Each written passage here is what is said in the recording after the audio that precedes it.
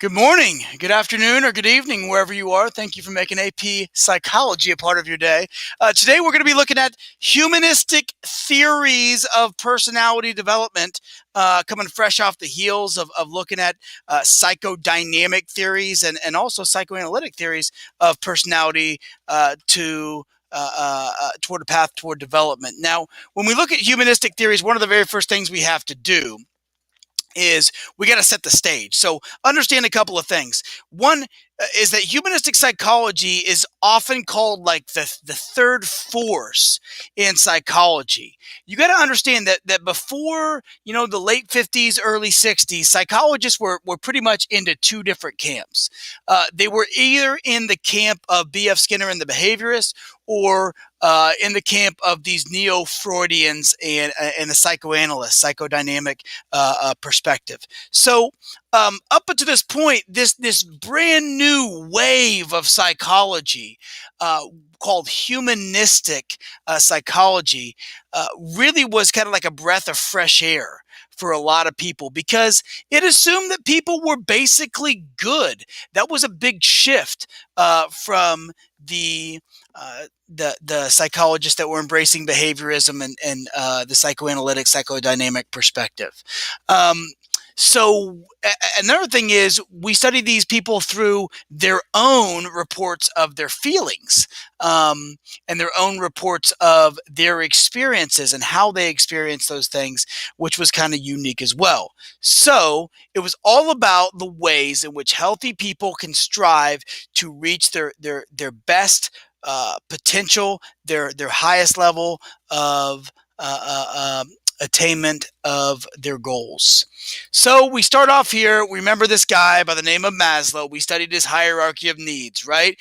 And at the very top of this hierarchy, at the very top of this pyramid, were things like self-actualization, which meant we fulfill our highest potential, and also self-transcendence. Now, remember, when he started out the pyramid, self-transcendence wasn't there. It wasn't until the end of his life where he added self-transcendence, finding meaning and purpose beyond ourselves. So, again, he's going to make kind of like a huge shift, Maslow is, in terms of focusing on troubled people and shifting into more like how people with problems can grow into healthier people. So by assuming all people are good and all people will progress toward self-actualization and ultimately maybe even self-transcendence, yeah, we can then focus on the ways in which people are going to grow rather than focus on their problems. That's a pretty big change. Just a remarkably different way to look at um, individuals. So when we look at his hierarchy of needs, let's just take some time out to give it a gander.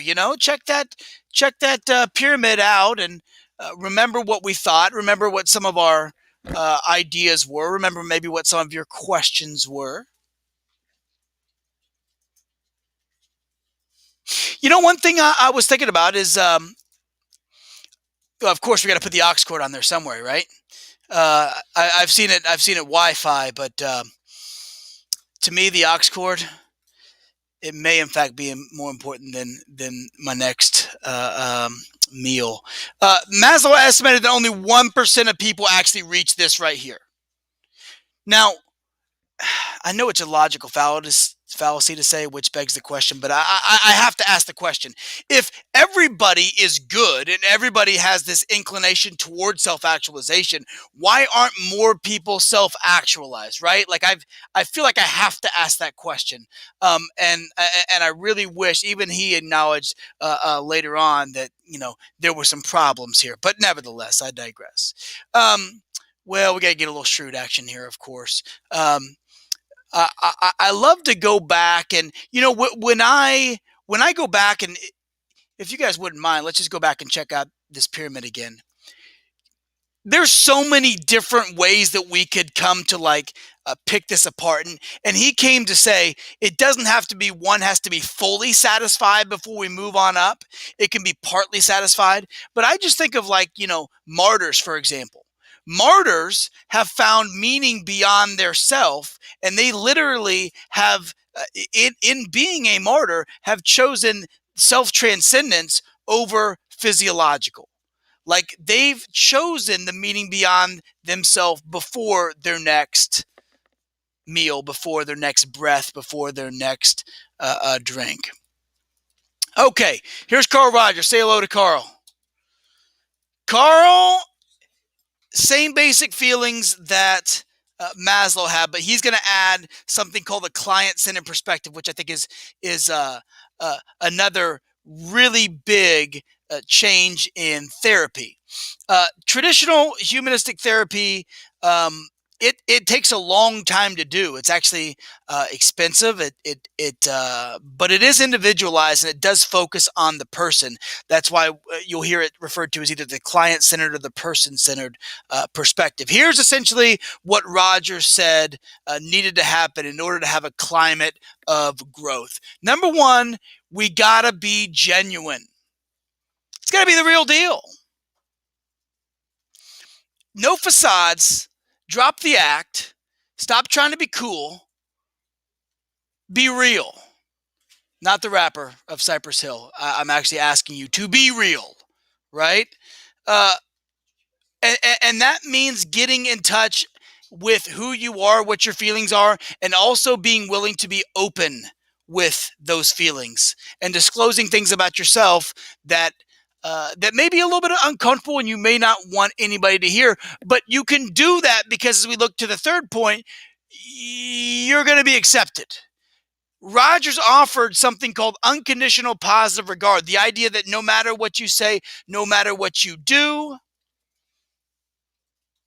I still care about you. So you can say the worst things. You can confess to having some of the worst motives, the worst feelings, and know that you're going to be given an attitude of acceptance and grace and compassion and caring. And that works with the second point, which is you can nurture growth by being empathetic. By being empathetic, you're just kind of sharing the other person's feelings and reflecting on their meanings. The thing with empathy, though, I think empathy is really important.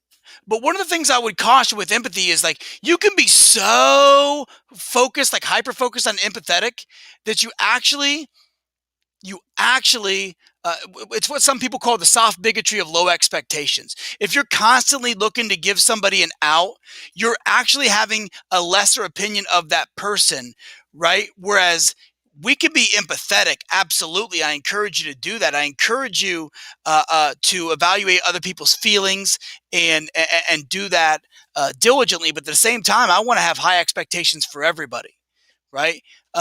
So that's a delicate line to walk. You want to have high expectations, but at the same time be empathetic toward somebody's background and experience, right? This would not be example of unconditional positive regard, right? Love with conditions. No, no, no, no, no. Roger said, I love without condition, regardless, right? You are going to be accepted. Okay, so all of this works toward the self-concept. The self-concept is essentially, who am I? These are all the thoughts and feelings that come up when you are asked the question, who am I? And we probably answer that question very differently. Here's another thing about Rogers. You will see this a lot. One of the things that Rogers did to facilitate this unconditional positive regard, to facilitate this empathy, to facilitate this genuine nature, is he would answer questions with questions. Like, you would tell him something and he would say, and how does that make you feel? Well, it makes me feel pretty crummy. And how does that make you feel? Forlorn? And how does that make you feel? It's a real bummer, Carl. Right? Like The answering questions with questions thing, that's a tactic that sometimes can be used to really kind of extrapolate down to what somebody really feels like.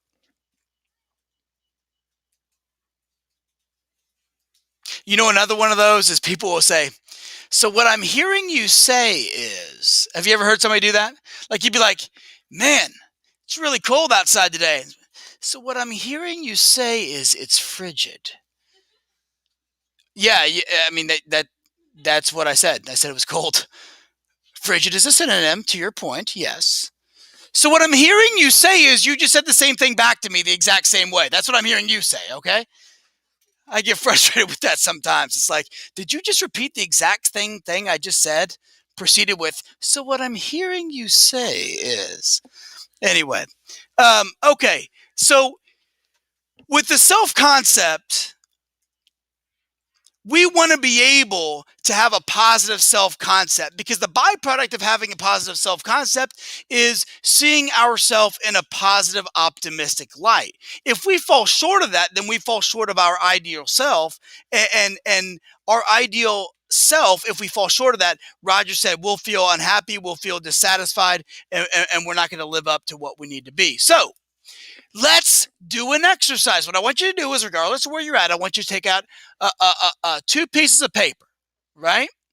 Um, you can even take out a piece of paper and split it in half. Matter of fact, you can take it out a half piece of paper and split that in half, and that would probably cut it. No pun intended. Did you get that? It would cut it. You know, okay. The dad jokes. I've hit 35, and I am not going back on the dad jokes. Here's what I want you to do. I want you to label the first sheet perceived self. And I want you to just take some time out. We'll just take some time out here together. I'll do it with you. And under perceived self, I want you to take a few minutes to write a description of how you see yourself.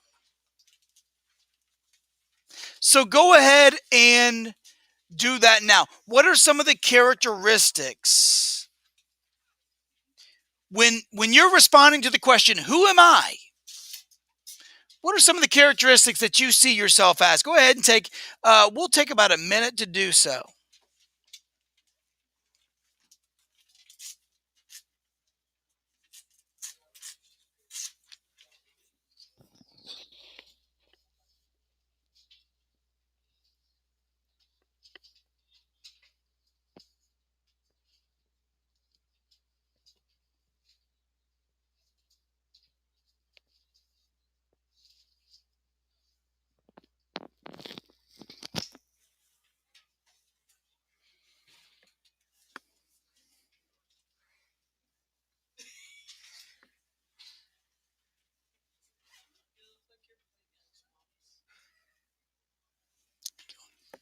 All right, now on the other side of your paper, I want you to write ideal self.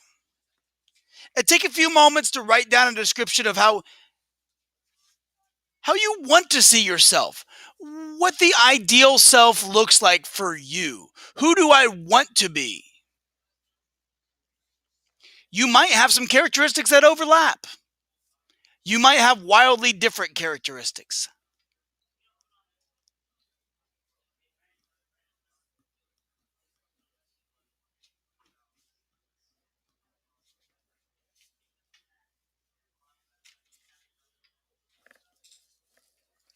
Okay, now as we're kind of wrapping up this exercise, understand something. I know we worked relatively quickly, but did you write the same thing on both pages or were your pages different?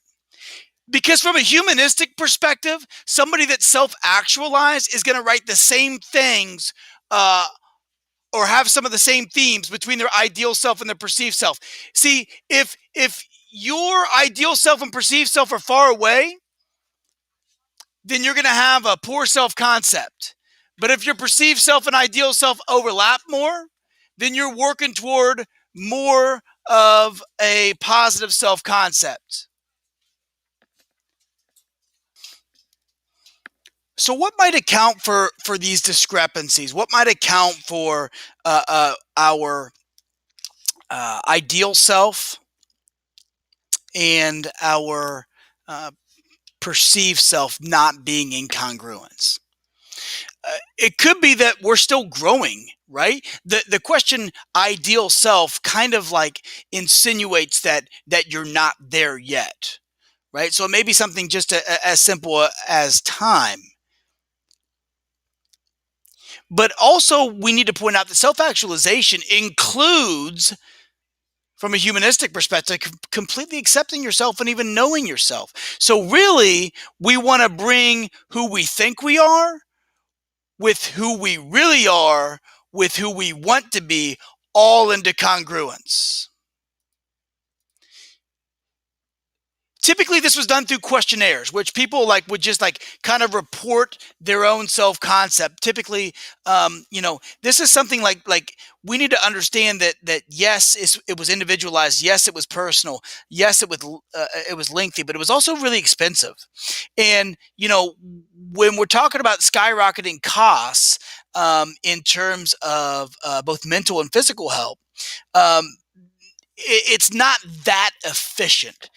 Even having said that, some of the questionnaires, some of the humanistic adherents of the humanistic perspective view this as even too depersonalizing. They felt like it had to be a one-on-one conversation.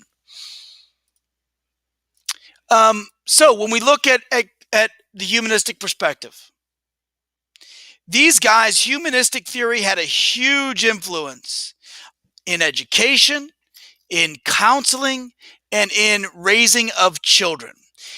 There are some critics. There's a lot of critics, actually. Some of the critics say that these concepts are way too subjective. You're putting your value judgments onto me. For example, Maslow, for his self-actualization, for his self-actualizing people, he studied like the presidents that he liked. Well, I mean, those are some pretty good presidents. I mean, he was famous for studying President Lincoln. I like Abe. Who didn't like Honest Abe? I mean, of course we like Honest Abe, but is he like the archetype of the self-actualizing person?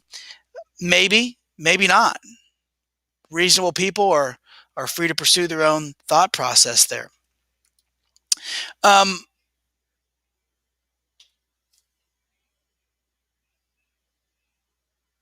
So yeah, that all goes to the basic idea that we're looking at Maslow's values rather than universal characteristics of a self-actualized person.